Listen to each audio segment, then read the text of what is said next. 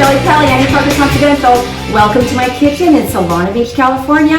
All right, today I have for you something I think you're going to love. These are no-bake cherry chocolate pecan energy bars.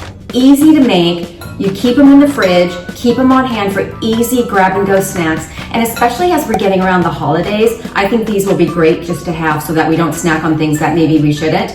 But let me wash my hands and then come on back, meet me here, and let me show you how we made them. Okay, ladies, we're back. This is going to be fast and simple. The recipe link is down below the video. It'll take you directly to my blog where you can find the recipe. But let's start making these. Okay, you're going to need one bowl, and I'm going to start off with 1 cup of oats. These are gluten-free oats. You can use any kind that you like, but remember that oats are naturally gluten-free, but sometimes they're packaged in facilities where there can be some cross-contamination. So if you really do need gluten-free, be sure that they say gluten-free on them. So I'm just going to use a cup of oats, and then I'm going to use a half a cup of flaxseed meal. Now ladies, flaxseed meal is amazing for protein, fiber, and a lot of omega-3 fatty acids. Very good for you. So we're going to use that, and my hands are washed, and they're just for my family. So I'm just going to toss this up, and then we put our nuts in there. All right, so I've got a 1/4 cup of roughly chopped almonds. Now ladies, you can really use any kind of a nut combination that you like. You can use any flavor profile that you like. I have made these with dried apricots, dried dates, with coconut, anything that you like. Today we're just using almonds and pecans and sunflower seeds. Yes, a 1/4 cup of sunflower seeds. These are dry roasted because I just like a little bit of that flavor in it.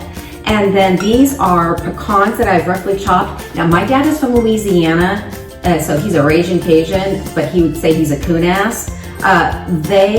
These are fresh pecans from Louisiana, so I feel kind of special. My dad gave me a bag of them. All right, so I'm going to mix that up, all right?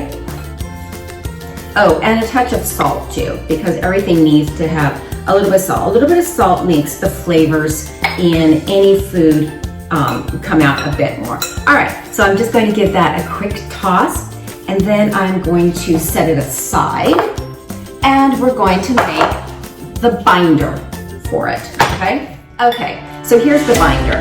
We're going to use a cup of peanut butter. This is unsalted, no sugar added. I'm very adamant about the no sugar added, as you can tell. And I'm just going to do a quick cup of that. All right, well. We're gonna start with 1 cup of unsweetened, no salted peanut butter. And I just use a little bit of cooking spray in a measuring cup. Otherwise, it kind of becomes a hot mess with the peanut butter. So this is unsalted, no sugar added. Make sure that it is that way. And we're just going to add 1 cup of that. Now, ladies, you can heat this over the stove top, this little concoction, but I just put it in the microwave. It's just easier, and I don't have to dirty another pan. So that's about a cup. I just kind of eyeball it. That's the nice thing about this dish. Okay, so there's a 1/3 cup of that, and then I use a 1/3 cup of no sugar maple syrup. You can get this anywhere. I'll put the link below. I get this on Amazon. It's just very easy. It's no sugar added. It's sweetened with a sugar substitute, and I just add a little bit of that, about a 1/3 of a cup. I'm gonna add a little more because this is a 1/4 cup that I'm using. All right, so we're going to add a 1/4 cup of that. And then we're just going to add a 1/3 cup of erythritol, which is a sugar substitute, kind of like stevia. It's a sugar substitute. And so we're going to add a 1/3 cup of that. And again, this recipe is on my blog, and the link is below the video. All right, we're going to use that. We're going to give it a quick stir. Oh, and then we want a little bit of vanilla. Stand by. Okay, a little bit of vanilla extract. Don't you love the smell of vanilla extract? Do you remember when you were a kid and you tried to eat it because it smelled good and then it tasted bitter? Or maybe that was just me. I kind of ate everything when I was little. I ate rocks and buttons. Don't ask me. Okay, so about a teaspoon of that. And then I'm just gonna pop this in the microwave, and I'm going to heat it in maybe 20-second increments. Take it out, stir it a little, take it out, stir it a little. So let me do that, I'll be right back.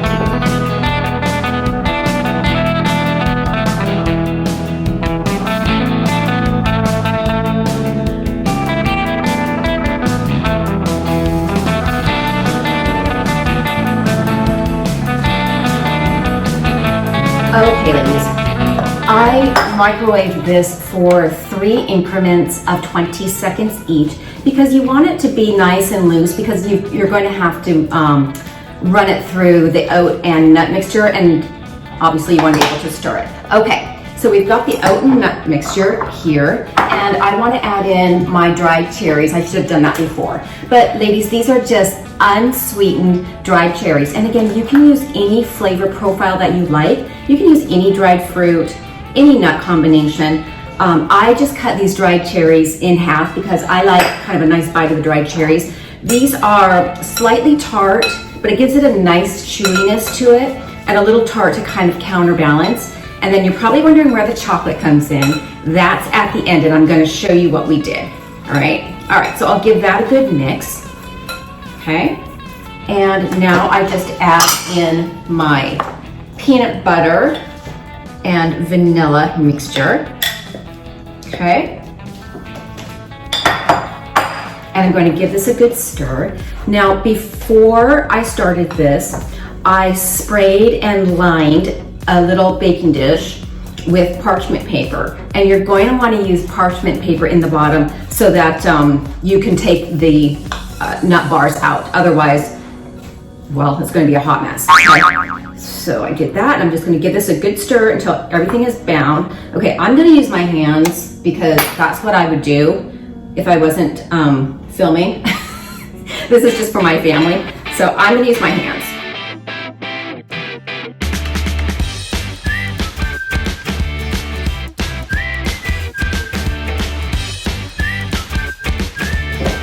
Okay, so yeah, I know, I'm a messy cook. All right, let's get these in the refrigerator, shall we? All right, this is what it looks like when it's done, all right? It's just kind of nice and down together. And now that I've gotten oatmeal and honey in my ring, that's perfect. All right, and this is the baking dish that I just lined with parchment paper. And then, like I said, you're gonna want parchment paper, otherwise it's just hard to get it out. And be sure to leave a little bit of a lip around it so that you can just lift the bars out, all right? So we're just going to put it in the baking dish. Now, I like these bars a little thicker than maybe some people do. So I am just using an 8x8 baking dish. If you like them a slight bit thinner, make them in a 9x9, whatever you like. This is kind of the nice thing about recipes like this, is that it's very forgiving, which I kind of appreciate, because I just sort of like to do things my own way and make what I like the way I like it. So I'm not really a recipe follower. I'll just kind of take a riff on it. All right, so I want to pat it down so that it's nice and firm. And then all I'm going to do is I'm going to stick these in the refrigerator, and I'm going to let them set for maybe an hour. So I'm going to take the dogs for a walk, and then I'll come back and I'll show you what we're going to do afterwards to turn them into cherry bars. Okay, be right back.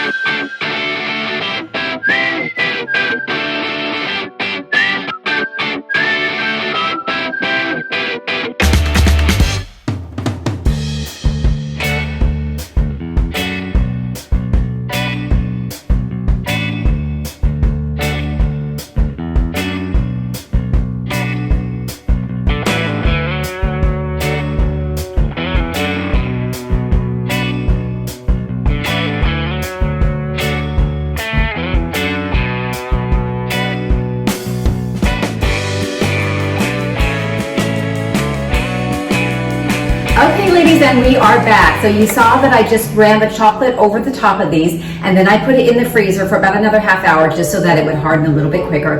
And we have our resident taster here who makes sure that everything passes approval before it gets to you. This is my husband Oliver, and he is going to taste test these for you and let you know how they taste. Oliver.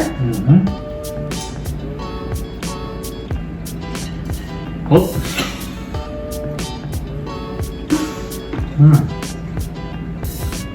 No crumbling. They're not supposed to be crumbly. How do they taste? Really good. Really good. Chocolate. Chewy. Cherry, pecans, almonds, and they're healthy. Now, obviously, you can leave the chocolate off. It's a no sugar chocolate, but you can obviously leave it off. I just made it a little more decadent because I was making something for you today, so I thought you might like it. At any rate, this is yummy and delicious. The recipe link is down below the video. And for all things wellness, fitness, style, beauty, and healthy living, visit me on the blog, annieparkerconfidential.com, and we'll see you on the blog.